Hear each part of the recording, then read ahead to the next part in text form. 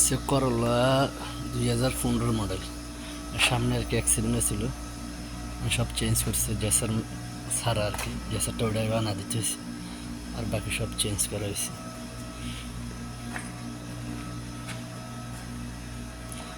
পুরো সামনাটা আর কি, পুরো সামনা।